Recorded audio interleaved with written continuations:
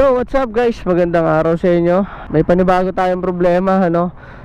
So, kung napanood nyo yung last vlog ko, ay pumunta tayo ng Marilaki.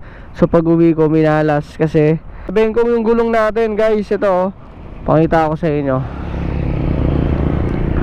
Hindi ko akalain na mabebengkong yun. Ito, yan o. Diba? Kita nyo ba yan? So, nalaman ko lang kagabi kasi nung nasa trabaho ako, paglabas ko galing break time, okay pa siya tapos bigla siyang pumutok. Tapos nung nakita ko, ayun na, ito na yung dahilan kung bakit. So lumalambot na naman yung gulong natin, kailangan pahanginan ulit. So yun lang. Ito pa di ba grabe yung natamo niya. So ngayon pupunta tayo ng Taguig para paayos natin yung mags sa JJQ Machine Shop para magamit ulit natin siya. Kasama natin yung tropa natin, no? Shoutout ka na. Tara, una ka na. So nagpasama ako sa tropa ko kasi baka mamaya para may ako itaga-suporta ako, pumutok man to. Biyahe pa rin natin to sa Taguig kasi kanina paglabas ko ng madaling araw sa trabaho, tinulak ko na siya. Ilang minutes siguro ako nagtulak galing trabaho, may nakita akong hanginan. Shoutout sa Phoenix to. Nung pagkahangin ko naging okay, pero hindi na magtatagal talaga kasi sumisingaw na siya. Malaki yung pagkabengkong niya Parang nararamdaman ko na nga na malambot na naman yung gulong ko. Hindi na to tatagal, paayos na natin sa JJQ Machine Shop. So maraming salamat pala kay Master sa mekaniko ko. Siya yung nag-recommend ng shop na to. Grabe yung malas. Dapat kasi kanina babaklasin ko na yung gulong. Yun nga lang nakita ko, pwede pa, matigas pa, tsaka kaya pa naman. Pero malay mo, di ba? Mangyari pumutok bigla. Wag naman sana. Sana paabutin muna tayo ng Taguig. Although malapit lang din naman to sa bahay, no? Paranaque to Taguig lang din naman ako. Traffic pa ngayon. Dapat pala sa kabila ako dumaan. Inis. Traffic pa rin kahit sa kabila ako dumaan. Yan kasi dapat nag-stay ka na lang sa bahay. Another gastos ka na naman tuloy. Pero okay lang yan. At least nakapag-enjoy tayo sa buhay kahit pa paano.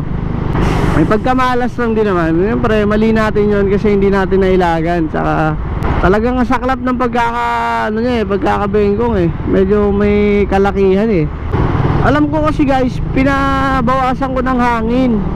Kasi nga kapag alam mo naman, kapag bengkong, kapag sobrang tigas ng gulong, may possible na madulas ka. Kaya ang ginawa ko, binawasan ko ng hangin. Hindi ko akalain na gano'n ang mangyayari. Inis. Sana magawa ng paraan ni JJQ Machine Shop para magamit ulit natin. Kung hindi na talaga, no choice, bibili tayo ng bago. Pero wala pa akong budget kasi ngayon. Kaya baka matenga kapag hindi na gawa ng 100%. So siguro hindi na mababalik yung 100% nito. Pero malay mo, di ba? Kasi binisit ko yung page nila, nagko-convert din sila ng mga mugs. Titiwala tayo sa kanila para magawa ng paraan. Sana all. Hoy, bawal yan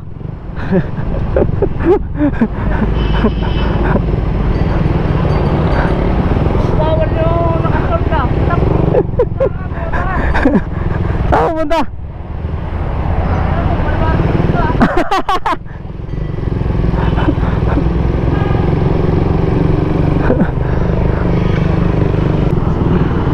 Saan na yun?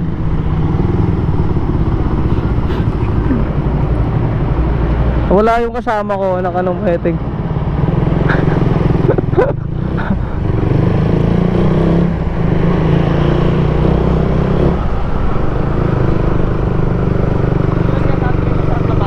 Ha? Sabi mo yung masarap na pare. Nandun sa kabila yan. Ano? Nandun tayo kay Lasanod. Pwede naman. Guys, update ko na lang kayo kapag malapit na kami doon sa shop ng JJQ. At ipaayos natin tong motor na to. Mags lang naman yung titirahin nila. So sana Lord maayos, may balik siya dati para okay na siya ulit. Babakbak ulit tayo. Ganun katigas yung ulo ni One Down. Yan, so guys, nandito tayo sa shop. Doon yung JGQ dito banda. Yun nga lang kasi wala raw silang gamit na pang baklas, kaya pinunta nila ako dito sa shop na to para baklasin. Tapos ang kukunin lang natin yung mags lang, tapos yung ihe. So yun lang kukunin. Bababaklas natin kay kuya, tapos titirahin na ng JJQ doon. So update ko ulit kayo guys. Yeah. So guys, tayo na. Sira din pala yung bearing ko, no? Kaya siguro malog. And sira itong tatlo. So tara, punta natin sa JJQ. Tapos try na. Ay, nandito yung pito. Sige. Wait lang kaya. So guys, ito yung yung mags ko na nabengkong, malaki. Tapos titirahin ni sir. Pangalan mo sir? Pangalan mo? Ang pangalan mo sir? JR po, JR. So si Sir JR ang titira ng mags natin. So mamaya update ko kayo guys kapag naayos na.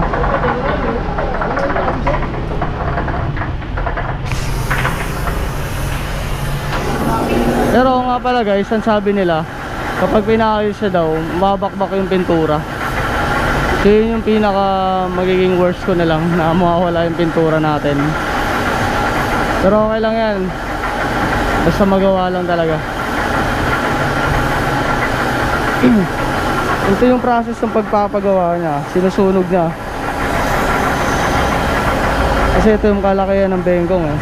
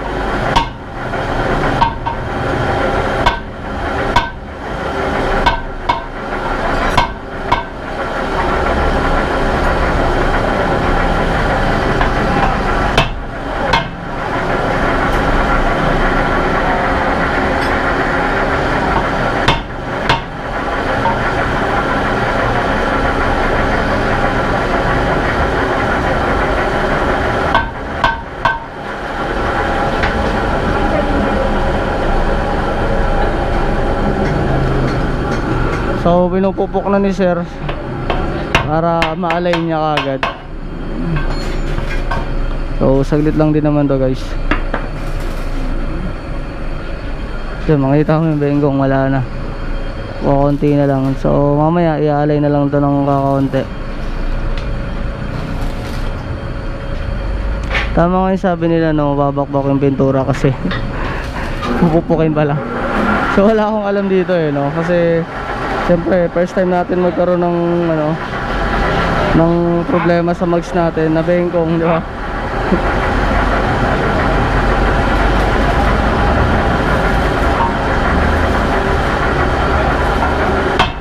Update ko ulit kayo sir ha.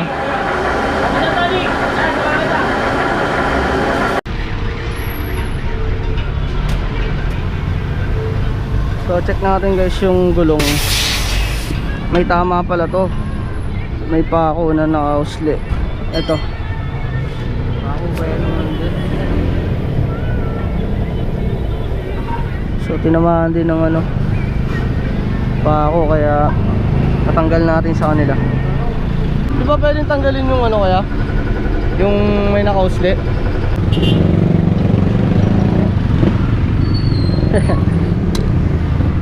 So guys, ito yung nakausli, no? Ang tigas, putik yan. Huh?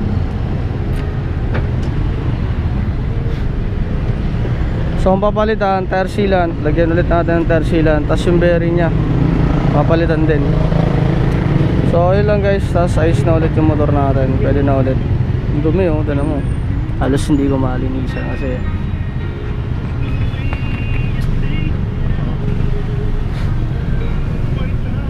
so yun guys, update ko na lang ulit kayo. Mamaya palitan lang din natin to. Yeah. Yo, what's up guys? Ayun, natapos din yung ilang oras na pagpapagawa ng motor ko. Yung sa JJQ machine shop, saglit lang, no? Tumagal lang tayo dun sa gulong ko kasi yung bearing palitan na rin pala. So kumalawang na, iba na yung play niya sa bearing. So ayun, maraming salamat sa JJQ machine shop. Dahil sa inyo okay na ulit yung motor ko. Pero hindi naman actually 100% na naibalik. So siguro mga 99%. Wala na, hindi na may babalik sa original na anyo yung mags natin. At least kahit pa paano ma-align lang, kahit pa paano hindi yung talagang sobrang laki ng galos, sobrang ay nako, sana susunod, no, maging aral na sa akin yun na kapag hindi natin kabisado yung lugar, magdahan-dahan na lang tayo. Huwag tayong rumatrat ng rumatrat. Kaya aral sa akin yun. So by the next mag-iingat na tayo ng todo-todo. Syempre pinalitan na rin natin ang bearing. Yun, yung sa bearing nga pala mga ka-Bigtar, no, yun nga yung nagiging issue ko dito sa Bigtar concept. Dahil yung bearing, ilang months lang, no, nagkakaroon agad ng sira yung bearing natin. So ano kaya magiging solusyon doon? So siguro i-double check na lang palagi natin yung bearing kapag siguro after a month. Yun, tsaka mararamdaman mo naman yun. Ako totally ramdam ko na, pero akala ko kasi parang wala lang eh. Hindi ko ramdam yung galaw ng mags, pero kapag nalulubak nga yun, medyo masaklap. Papakita ko lang sa inyo kung kung naalay na siya o hindi pa. So ito na yung mags natin. Kanina ito yung nandito yan eh. Wait lang, patay natin yung makina. Kanina ito yun, ito yung may tama. Ayan, ito mismo, itong malaki na to. So naalay na siya. Kita nyo naman may pintura. So ayan yun, naalay na siya guys. So tatlo yung tama nito. Grabe, diba? Tatlo. So naalay naman siya. Ayan o, ito yun o. Ito yung tama niya. So kung nakikita nyo, okay naman na siya. So pulido na ulit. Pwede na tayo ulit na bumengkong. So yan guys, sana sa lahat ng mga nabengkong yung motor, dun lang kayo sa Taguig. Saglit lang ang pagpapagawa, no? Wala pang isang oras, gawa na agad yung bengkong mong mags. Pero totally hindi naman 100%. Tsaka kung may mga pintura yung mags nyo, mawawala yung pintura guys. Kasi nga sinusunog para lumambot yung mags. So yun lang, hanggang dito na lang ang aking vlog. Maraming salamat. At susunod na update ko, magpapagawa ako. May papagawa ako sa motor na to. May bibilhin tayong ibang pyesa. So maraming salamat guys. Ride safe po palagi. Siyempre palagi tayong mag-iingat. Yeah, God bless.